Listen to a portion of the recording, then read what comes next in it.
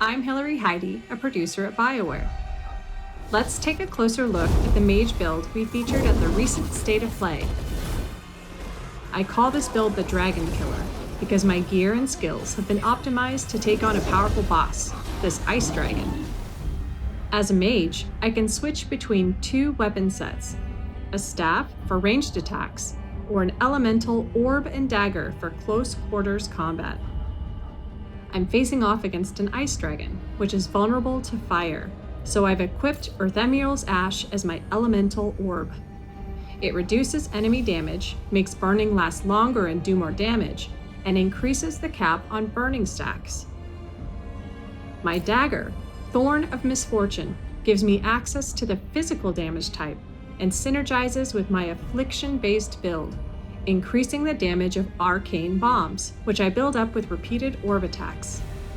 I've further powered up my afflictions by equipping this Death Mask, which will give me a nice damage boost. You'll notice my armor set looks a bit different than the icon. That's because I'm making use of the game's transmog system to set my appearance to this Tevinter Mage robe I purchased in Docktown. Let's switch over to my character's skill tree, where I've further enhanced my ability to take on this Ice Dragon. Elemental Catalyst gives my abilities plus 15% bonus damage. In this case, fire damage, since both my staff and orb are fire-based. Inner Focus generates 25% extra mana from successful light attacks, and that number is doubled against enemies suffering from an affliction, like burning. So each time I attack my burning enemies, I'll generate 50% extra mana, allowing me to cast powerful spells like Meteor more often. Let's take a look at some additional skills I've unlocked by choosing a specialization for my Rook. In this case, Spellblade, which blends magic and melee. With the Electrical Burns passive, my fire attacks stack even more afflictions on my targets, applying the Shocked Affliction whenever I apply burning, and vice versa. And finally, my Spellblade ultimate ability, Thunderous End, unleashes a massive amount of damage, shocking enemies in a wide radius, perfect against a large target like a dragon.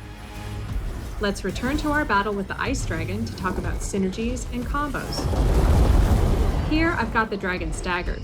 This is my opportunity to deal as much damage as possible while it's down. Detonations are a great way to do this. A detonation can be set up with Lucanus' Debilitate ability, which applies the Sundered status, followed by Rook's Dark Squall, which detonates sundered targets.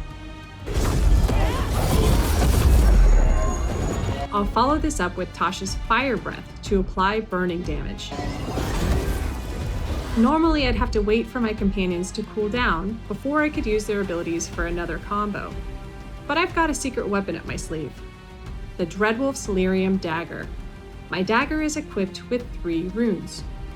I'll toggle to the Regroup rune and activate it, instantly refreshing my companion cooldowns. With my companion's full suite of abilities available, let's finish this thing. I'll once again use Lucanus' Debilitate to set up a detonation, and this time I'll trigger it with my Meteor attack, all while Tasha's Fire Breath keeps the dragon burning. And I'll finish the job with my powerful ultimate ability, Thunderous End.